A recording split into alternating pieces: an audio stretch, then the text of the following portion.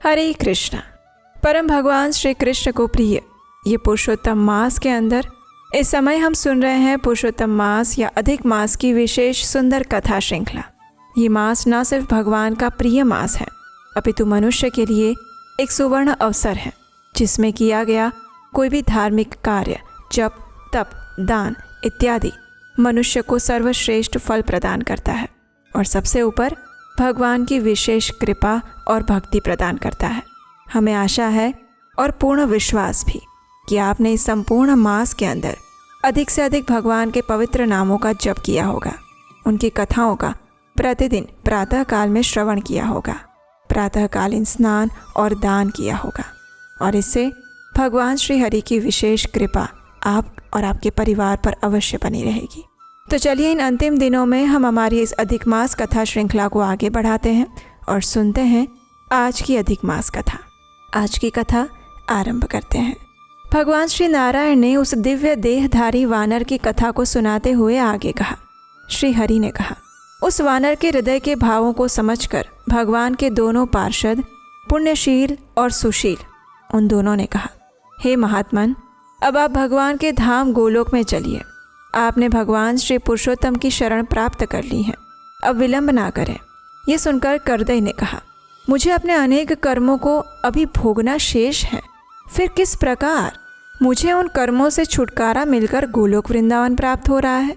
हे हरि के प्रिय पार्षदों, ये दिव्य सुंदर शरीर मुझे किस पुण्य के कारण मिला है, कृपया वो मुझसे कहिए। करदई द्वारा इस प्रकार पूछे जाने पर हरिदूतों ने कहा, हे प्रभु, क्या आपको ये नहीं मालूम कि पुरुषोत्तम मास में धर्म साधन उत्तम उत्तम है। भगवान को विशेष प्रिय होने के कारण इसे पुरुषोत्तम नाम मिला है। उसी मास का तुम सेवन कर चुके हो जो देवताओं को भी अलभ्य है। मुख में रोग होने के कारण फल आदि न खाकर तुम उसे फेंक देते थे और स्वयं निराहार रहते थे। उन गिरे हुए फलों को अन्य प्राणी खाकर तृप्त होते थे। दुख के कारण तुम जल भी नहीं पी पाते थे और ये सब कुछ पुरुषोत्तम मास में अनजाने में दान और व्रत हो चुका है। आप इस परम पवित्र सरोवर में गिरकर 5 दिन डुबकी लगाते रहे। इस प्रकार रोग के कारण अनजाने में ही पुरुषोत्तम मास का आपका स्नान भी हो गया है। ये आपके पुरुषोत्तम मास में अनायास किए गए स्नान, व्रत और दान का ही फल है। जो व्यक्ति पुरुषोत्तम मास में श्रद्धापूर्वक स्नान, व्रत और दान करते हैं उसके फल की प्रशंसा तो ब्रह्मा जी भी नहीं कर सकते। उन दूतों से अपने पुण्यों की प्रशंसा सुनकर वह दिव्य देहधारी वानर अत्यंत प्रसन्न हुआ। उसने उस स्थान के देवता कालंजर पर्वत और पेड़ों को प्रणाम किया। उस विमान की परिक्रमा करके वो उस दिव्य विमान में बैठ गया। देवतागण पुष्पों की वर्षा करने लगे। गंधर्व और किन्नर स्तुति करते हुए वाद्य आदि बजाने लगे और वो विमान में बैठकर गोलोक में चला गया, जिसमें जाकर फिर कभी वापस नहीं लौटना पड़ता और जीवात्मा आवागमन के बंधन से, जन्म मृत्यु के चक्र से सदा सदा के लिए मुक्त हो जाती है। भगवान श्री कृष्ण के दर्शन करके वह आनंद पूर्वक गौ सेवित उस गोलोक वृंदावन में रहने लगा। और इस प्रकार भगवान नारायण ने देवर्षि नारद मुनि को उस लोभी विप्र की कथा कह सुनाई। लेकिन अभी नारद मुनि की जिज्ञासा शांत नहीं हुई। उनका एक और प्रश्न रहता था और वो प्रश्न था पतिव्रता स्त्री के विषय में। और वो क्या था वो हम सुनेंगे हमारे इसी पुरुषोत्तम मास कथा श्रृंखला की अगली कड़ी में, कल प्रातःकाल। और हाँ, अगर आप हमारे इस वैदिक ज्ञान के प्रचार कार्य की सराहना करते हैं और इस कार्य में अपना योगदान देना चाहते हैं तो स्क्रीन पर नंबर दिया गया है, वहाँ आप हमें आर्थिक रूप से अपनी सहायता भेजकर भी हमारा उत्साह बढ़ा सकते हैं। आइए अब हम सुनते हैं इसी अधिक मास में सुनी जाने वाली एक और सुंदर पौराणिक कथा।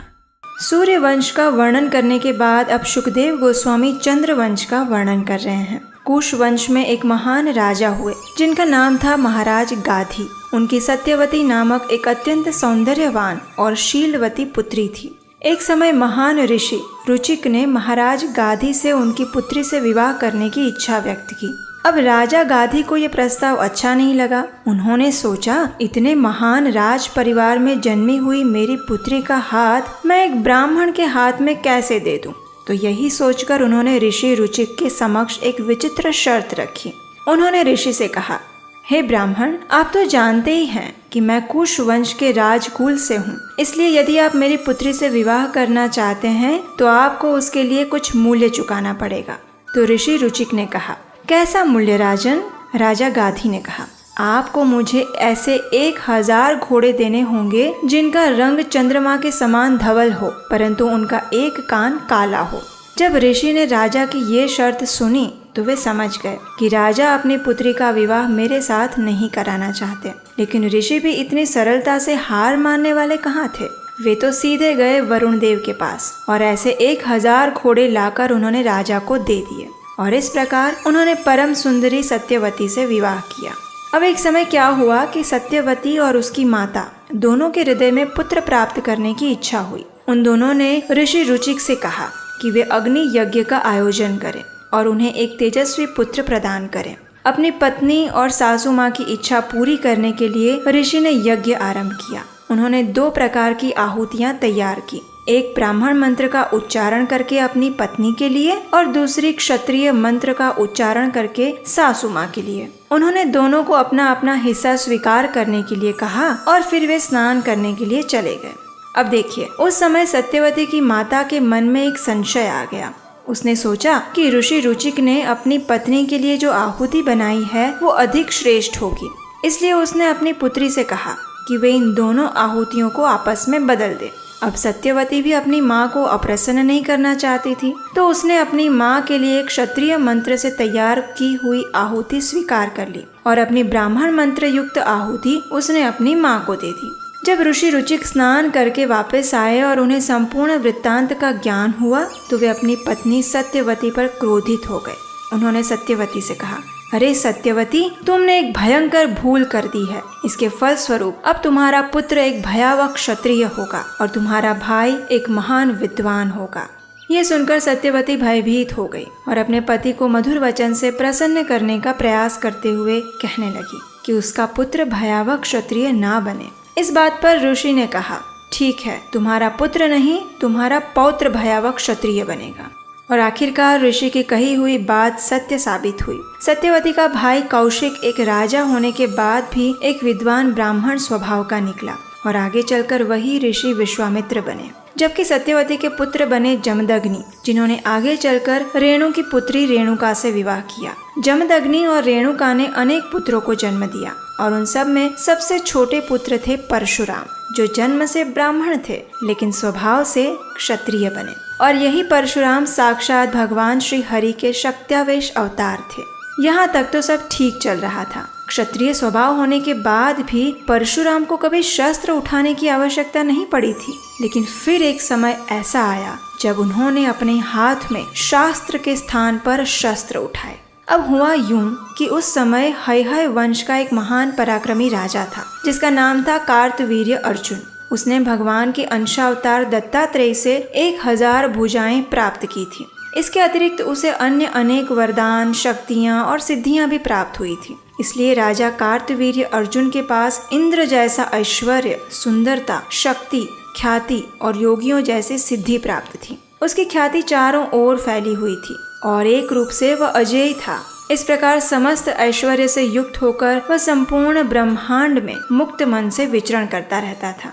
अब एक दिन कार्तवीर्य अर्जुन नर्मदा नदी में अनेक सुंदर स्त्रियों के साथ विहार कर रहा था। उस समय अपनी शक्तिशाली भुजाओं द्वारा उसने नर्मदा नदी के प्रवाह को रोककर बांध बना दिया। फलस्वरूप नदी का पानी विपरीत दिशा में बहने लगा और उस समय नर्मदा के तट पर माहिष्मति के निकट राक्षस राज रावण ने अपना खेमा डाला हुआ था। वहाँ इस पानी से बाढ़ आ गई।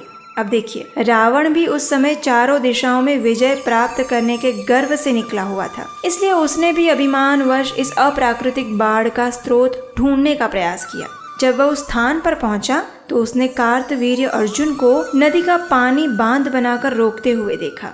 ये देखकर वह कार्तवीर्य अर्जुन का सभी स्त्रियों के समक्ष कठोर वचनों से अपमान करने लगा। उसके ऐसे व्यवहार को देखकर कार्तवीर्य अर्जुन ने अत्यंत सरलता से रावण को बंदी बना लिया और कुछ दिनों तक अपनी राजधानी में बंदी बनाकर उसे अपमानित करके फिर छोड़ दिया। अब एक दिन क्या हुआ कि कार्तवीर्य अर्जुन शिकार करते हुए अपने मंत्रियों और सैनिकों के साथ जमदग्नि ऋषि के आश्रम में जा पहुंचा। हालांकि उसे वहाँ कोई काम नहीं था, लेकिन फिर भी अपने प्रभाव और ऐश्वर्य का प्रदर्शन करने के लिए वो ऋषि से मिलने के लिए गया। ऋषि जमदग्नि ने उसका यथोचित आदर सत्कार किया और उसके लिए तथा उसके मंत्रियों और सैनिकों के लिए एक भव्य भोज की व्यवस्था की। ऋषि जमदग्नि का ऐश्वर्य देखकर कार्तवीर्य अर्जुन अत्यंत आश्चर्यचकित रह गया। उसने सोचा कि जंगल के आश्रम में रहने वाले एक साधारण ब्राह्मण के पास इतनी संपत्ति कहाँ से आई। थोड़ी पूछताछ करने पर उसे पता चला कि वास्तव में ऋषि जमदग्नि के पास कामधेनु गाय है, जो कि मनचाही इच्छा पूर्ण करने वाली है। ये देखकर उसके मन में ऋषि जमदग्नि के प्रति द्वेष उत्पन्न हुआ। उसने अपने सैनिकों को आदेश देते हुए कहा, हविर्धानी मृषे दर्पान नरान हर्तुमचोदयत् ते च माहेश्मतिं निन्युः सवत्सां क्रंदतिं बलात्। हे मेरे वीर योद्धाओं, जाओ इस ऋषि से कामधेनु गाय मांग लो और अगर वो मना करे तो उनसे छीन कर अपने साथ ले लो। इस प्रकार आदेश पाते ही कार्तवीर्य अर्जुन के सभी सैनिकों ने ऋषि से बलपूर्वक आक्रंद करती हुई कामधेनु गाय और उसका बछड़ा छीन लिया और उसे अपने साथ माहिष्मति राज्य में लेकर चले गए।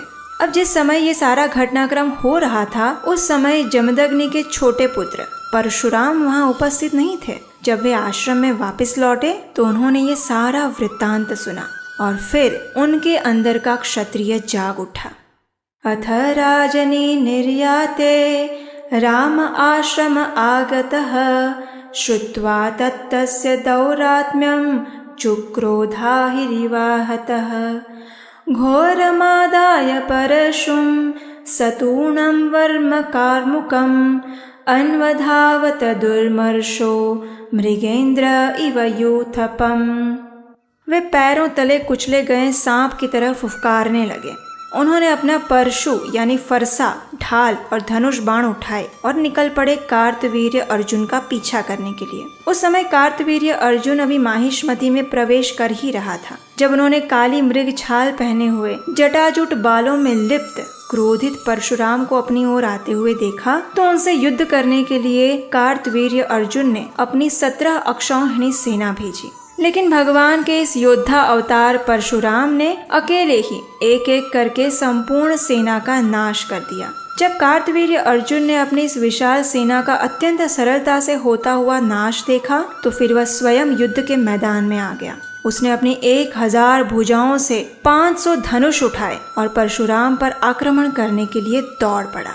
अब देखिए, एक तरफ 500 धनुष से निकलने वाले बाण और एक तरफ अकेले परशुराम। तो आपको क्या लगता है, क्या परशुराम कार्तवीर्य अर्जुन को इस युद्ध में हरा पाएंगे या फिर उन्हें हार का सामना करना पड़ेगा? और इस युद्ध में आखिर ऐसा क्या हुआ जिसने परशुराम को संपूर्ण क्षत्रिय समाज का शत्रु बनने पर विवश कर दिया? ये हम जानेंगे अधिक मास कथा की कल आने वाली अंतिम कड़ी में। अच्छा रुकिए, यहाँ ये कथा समाप्त नहीं हुई है। आज हम आपके लिए एक सुंदर संदेश लेकर आए हैं, सिर्फ आपके लिए। जी हाँ, परम भगवान श्री कृष्ण, श्रील प्रभुपाद और आप सभी भक्तों के आशीर्वाद और उत्साह से इस संपूर्ण पुरुषोत्तम मास में आप सबके लिए श्रीमद् भागवतम की अमृत कथाओं का हमारा ये यज्ञ संपन्न होने जा रहा है। हमें विश्वास है कि आप सबके प्रेम और हमारे प्रयास की आहुति द्वारा संपन्न हुए इस कथा यज्ञ से परम भगवान पुरुषोत्तम अवश्य प्रसन्न हुए होंगे।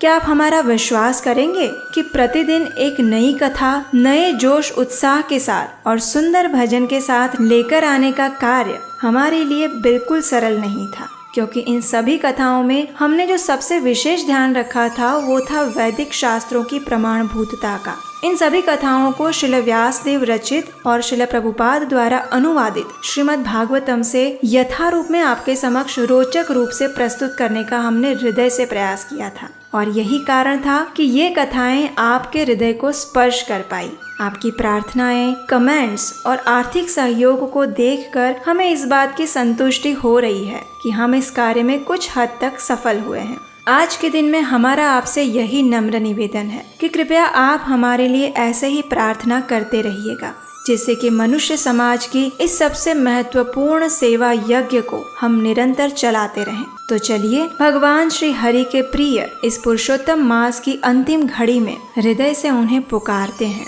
उनकी कृपा और सहायता की याचना करते हैं। जो कि हमें उनकी शुद्ध भक्ति प्रदान करने में सहायता करेगी।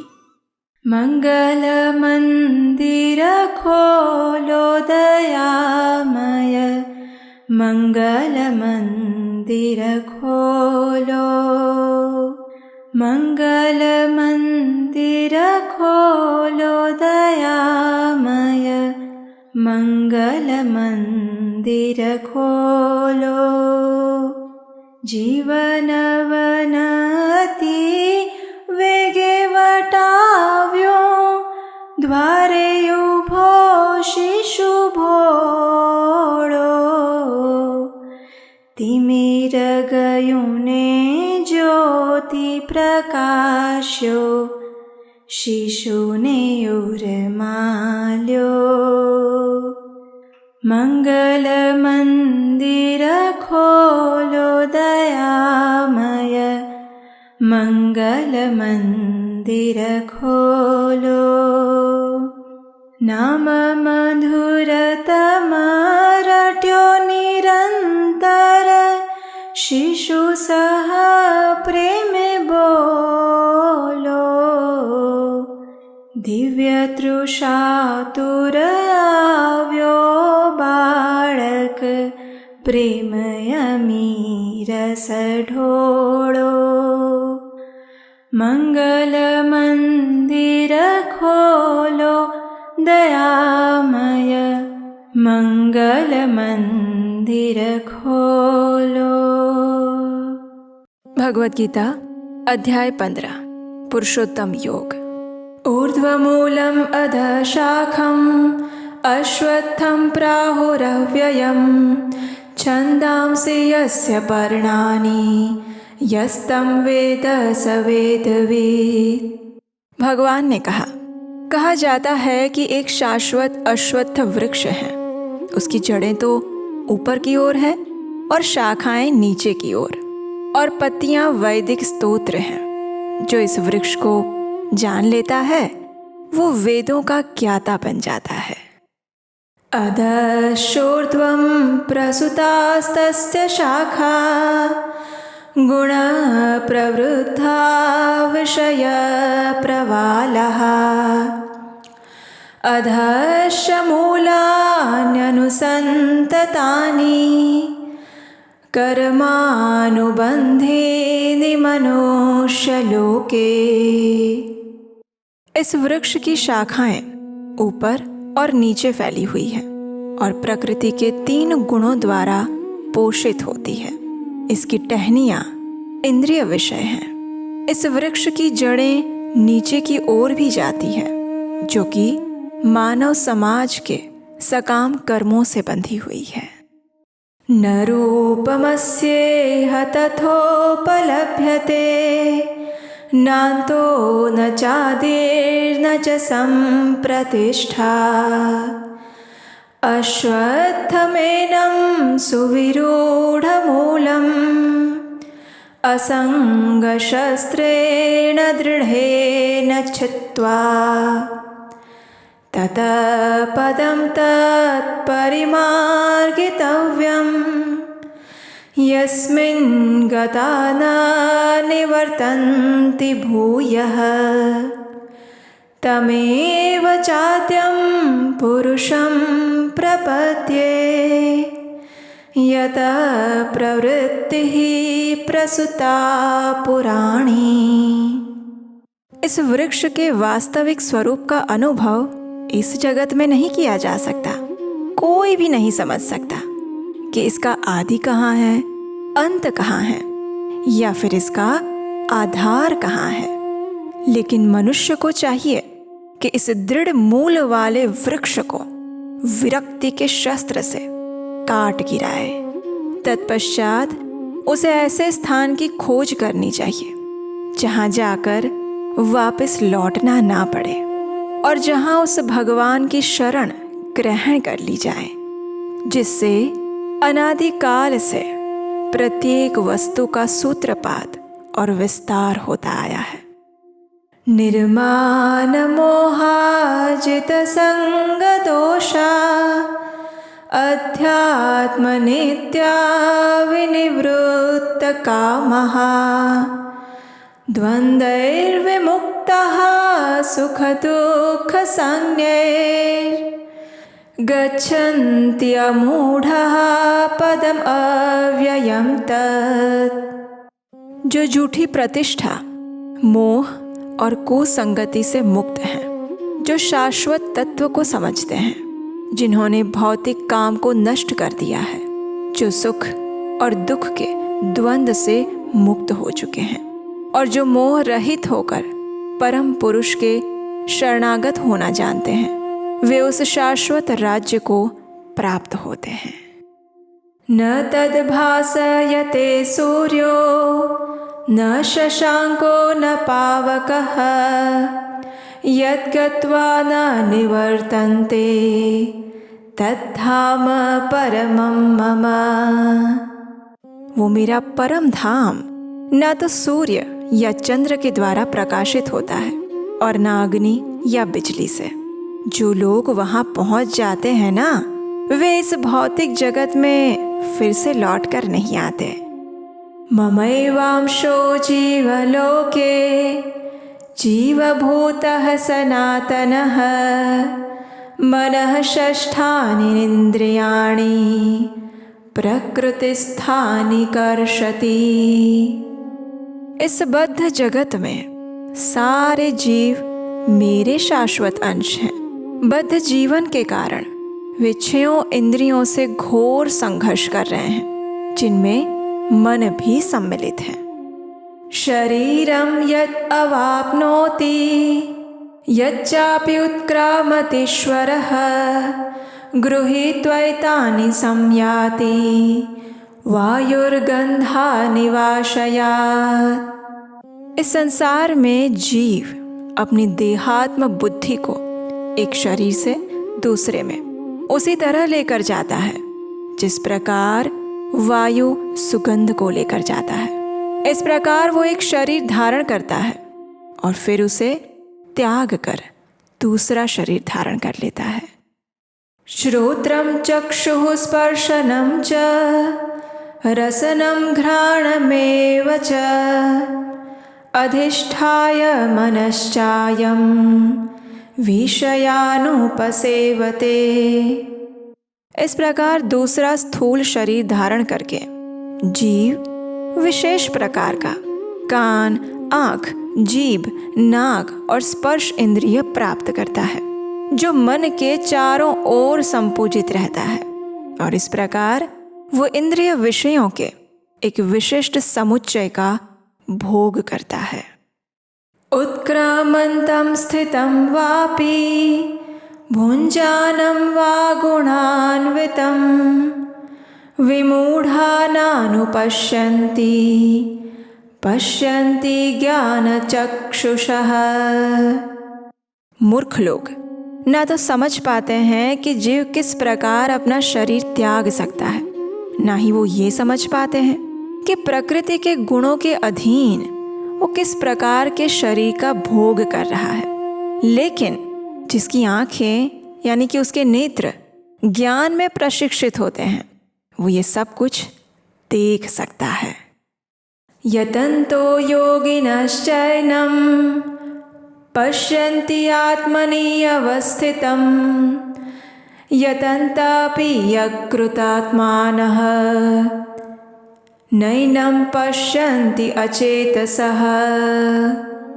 आत्म साक्षात्कार को प्राप्त प्रयत्नशील योगी जन ये सब कुछ स्पष्ट रूप से देख सकते हैं, लेकिन जिनके मन विकसित नहीं हैं और जो आत्म साक्षात्कार को प्राप्त नहीं हुए हैं, वे प्रयत्न करने के बाद भी ये नहीं देख पाते कि आखिर क्या हो रहा है।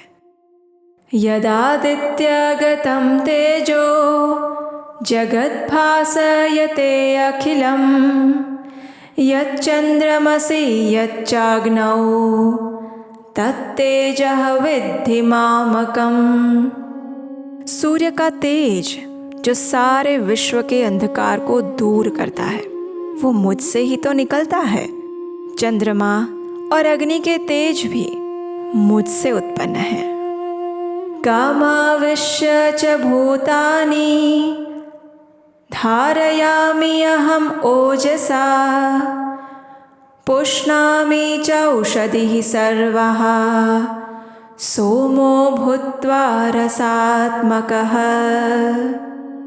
मैं प्रत्येक लोक में प्रवेश करता हूँ और मेरी शक्ति से सारे लोग अपनी कक्षा में स्थित रहते हैं। मैं ही चंद्रमा बनकर समस्त वनस्पतियों को जीवन रस प्रदान करता हूँ। अहं वैश्वानरो भूत्वा प्राणिनां देहम् आश्रितः प्राणापान समायुक्तः पचामि अन्नं चतुर्विधम्। मैं समस्त जीवों के शरीरों में पाचन अग्नि यानी वैश्वानर हूँ और मैं श्वास प्रश्वास प्राण वायु में रहकर 4 प्रकार के अन्नों का पाचन करता हूँ। सर्वस्य चाहं हृदि सन्निविष्टो मत्तः स्मृतिर्ज्ञानमपोहनं च वेदैश्च सर्वैरहमेव वेद्यो वेदान्तकृद्वेदविदेव चाहम्। मैं प्रत्येक जीव के हृदय में आसीन हूँ और मुझसे ही स्मृति ज्ञान और विस्मृति आती है। मैं ही वेदों के द्वारा जानने योग्य हूँ। निसंदेह मैं वेदांत का संकलन करता और समस्त वेदों का जानने वाला भी हूँ। त्वाविमौ पुरुषौ लोके क्षर अक्षर एव च क्षरः सर्वाणि भूतानि कूटस्थो अक्षर उच्यते। जीव 2 प्रकार के होते हैं, च्युत और अच्युत। भौतिक जगत में प्रत्येक जीव च्युत यानी कि क्षर होता है और आध्यात्मिक जगत में प्रत्येक जीव अच्युत अक्षर कहलाता है। उत्तमः पुरुषस्त्वन्यः परमात्मेति उदाहृतः यो लोकत्रयम् आविश्य बिभर्ति अव्ययः ईश्वरः। इन दोनों के अतिरिक्त एक परम पुरुष परमात्मा भी है जो साक्षात अविनाशी भगवान है और जो तीनों लोकों में प्रवेश करके उनका पालन कर रहा है। यस्मात्क्षरम् अतितः अहम् अक्षरात् अपि चोत्तमः अतोऽस्मि लोके वेदे च प्रथितः पुरुषोत्तमः। चूँकि मैं क्षर तथा अक्षर दोनों के परे हूँ और चूँकि मैं सर्वश्रेष्ठ हूँ, इसीलिए मैं इस जगत में और वेदों में परम पुरुष के रूप में विख्यात हूँ।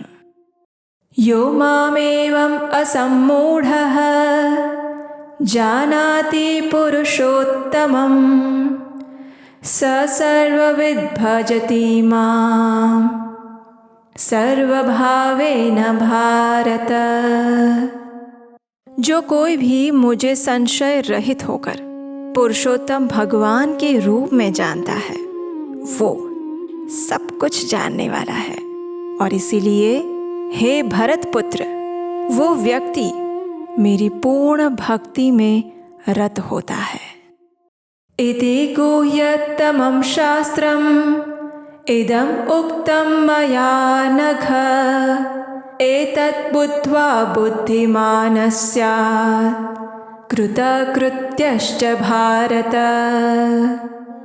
हे अनघ, यह वैदिक शास्त्रों का सर्वाधिक गुप्त रहस्यमय अंश है जिसे मैंने अब प्रकट किया है।